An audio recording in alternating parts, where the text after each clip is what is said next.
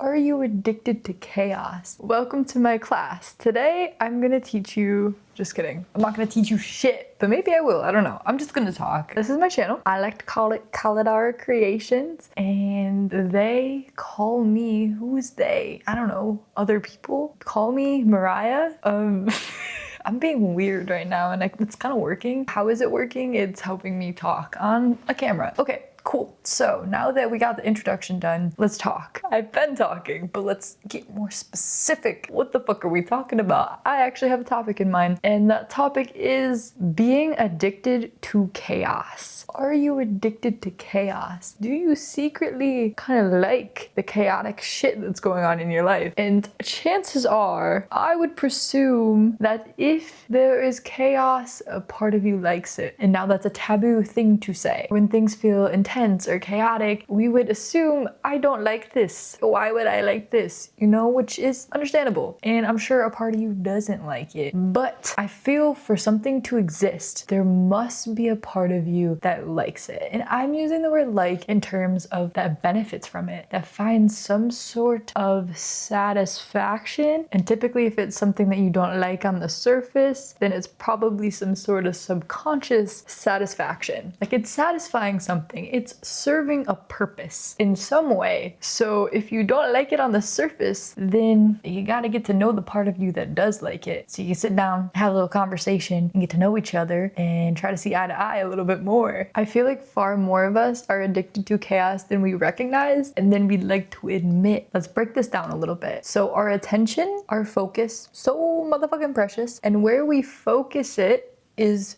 what we like. In a way, that's where we choose to orient. So if internally we're constantly orienting towards, let's say for example, some narrative like I suck. If you are constantly repeating this narrative, like you're giving it your awareness, you're giving it your life force, you are giving it the most precious thing that you have, that which you are is your attention. So in a way, to give something so much of your attention, you must like it. You are inviting it into your space. You know, you think about it. If you just give something so much attention, like you're inviting it in, you're like, hey, come on, I suck. And you're repeating it. It's like a mantra, bro. It straight up is if you keep repeating it. And then this is like a side tangent we don't need to go into, but sometimes these mantras don't just take on the form of I suck every time. They wear a different coat. They come in and they're like in a cloak.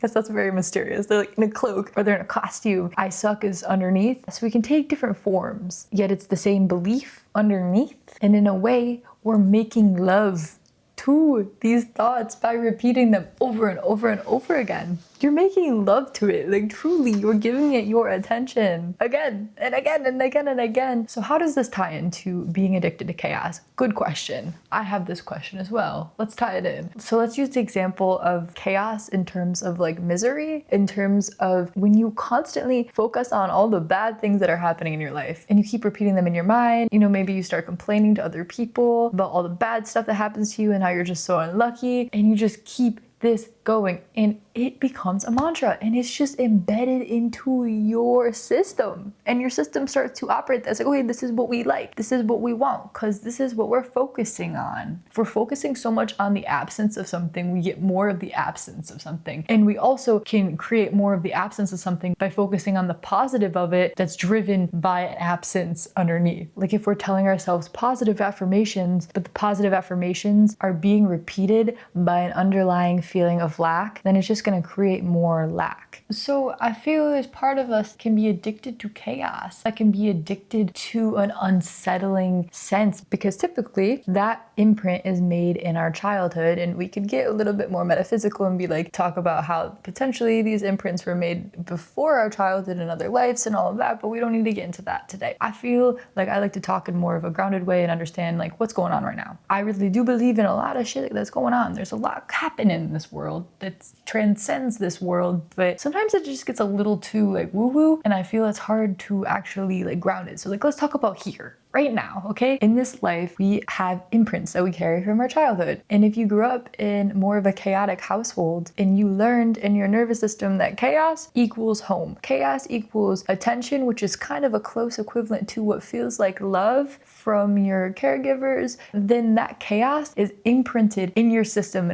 Although it doesn't make sense necessarily, because you think, wow, this chaos is very unsettling. How could this feel like home? But it's simply because this imprint was made long ago and that was your home. That was what you knew. So chaos is carried with you and you kind of subconsciously seek it out because it reminds you of home. So there's a whole reprogramming that needs to happen. Unless you just want to keep on rocking in your chaos, then have at it, baby. But you know, it does get tiring after a while. And I am speaking from experience. Truly, truly, truly. I will not come on here and be like, I'm some heal guru. I'm telling you how to do it. I figured it all out. Nope, that's not me, okay? I do not have it all figured out, but I have been working through shit and I'm still working through shit. I see the ways that I am addicted to chaos in ways. Like I have attraction points towards energies that typically people would be like, that's not so good. But I've learned how to navigate it because I familiarized myself with these patterns more and more. And then I can use this pattern recognition in my daily life. And when I start to feel a certain pull and how that pull feels internally and what that pull is tied to externally. And then also a key ingredient is to show up with radical personal responsibility and being like, okay, I am choosing these things and they ripple out in these ways. I have choice here. And if I continue to keep choosing these chaotic situations, it's going to continue to create chaos in my nervous system, which is a signature that was familiar from childhood. So I could keep repeating that, but I've done this for so long and it didn't feel good when I was a kid. Hasn't felt good so far. Do I want to keep it up? And you have to ask yourself that question. You have to be really honest. And then you have to start taking radical responsibility and being like, okay, if I really don't want this to happen, I have to be really in tune with myself, my choices, what's going on, and recognize the spaces where I'm choosing things that aren't so great for me. Externally, but also internally in your mind. Recognizing certain programs that are repeating. The example of I suck. Recognizing when that comes up, or when he comes in a mask, tells you some words, but underneath the words are I suck. Then you recognize it and you be like,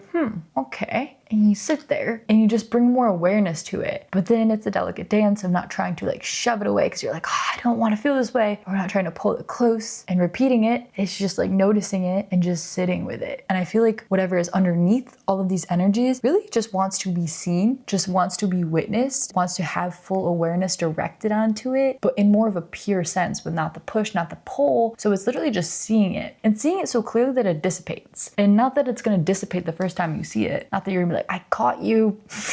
You're gone now. Like, no, because first of all, then you're like trying to push it away if you're approaching it that way. But I feel through continual awareness and then making sure you're not moving from that energy that's speaking to you, moving from the space of what you want to step into. Like if there's some sort of timeline, some sort of goal, some sort of energy that you want to step into, a dream you want to come into creation, then you have to really get to know that version of you, the version of you that exists within that dream. Like get to know her. Who are you? How do you show up? What do you think? And then once you get really familiar with her, you check yourself. This version of me that's existing in this dream, she's probably not telling me I suck all the time. So this is clearly a program that needs to be released in order for me to step more fully into this dream that I want to come into creation. Addicted to chaos, addicted to misery, addicted to narratives. Like recently, I've been catching myself playing out certain narratives that have this underlying feeling of loneliness. And I've just been noticing it. When I start to feel the loneliness come up, then I'll sit with it. And then I start to see different stories that are tied to this feeling of loneliness and other emotions that are tied to it. And then it starts to get curious. It's like, what came first? The thoughts or this feeling? Or has this feeling always been here and these thoughts have been here? And now I'm just becoming aware of it more. How do I want to feel? Is this feeling of loneliness actually preventing certain situations to come into my life? Because think about it. The version of me that has really deep, fulfilling, intimate connections doesn't feel lonely. So how am I ever gonna become her if I feel lonely? Because she doesn't feel lonely. But you also don't want to deny and push away the feeling. I'm not advocating for that because I don't think that's helpful. It's more so getting familiar with the feeling, really being present with it, and being open to what it has to teach you. So it's not a pushing away, it's a meeting and seeing and then choosing different. I really feel like we can learn how to dance with our emotions. We can use our emotional states as tools to create what we want in this life. And last thing I'll say on this topic of being addicted to chaos, people will have a tendency to pick fights to provoke situations so that conflict and chaos will ensue. That comes from that imprint where you're used to feeling chaotic. So it's like you subconsciously do certain things that create chaotic environments so that it can maintain this pattern that you had as a child, so it can keep it alive. We need to become conscious of, where am I re-stimulating these patterns and keeping them cycling? Where am I doing this subtly? Typically it's subconscious, so these are our blind spots. So it's like starting to become more and more aware when it happens. And you'll start to notice subtle little things, and it's like breadcrumbs. It's like solving a mystery. If you want to frame it in a fun way, it's like uncovering a mystery. It's not always fun and exciting, I will say. Like, it can be intense because you're typically unraveling some fucking heavy shit, but still, you know, we can have a little bit of a playful frame to it, okay? We're uncovering the mystery. You just gotta follow the clues, bro. Follow the clues until you know and feel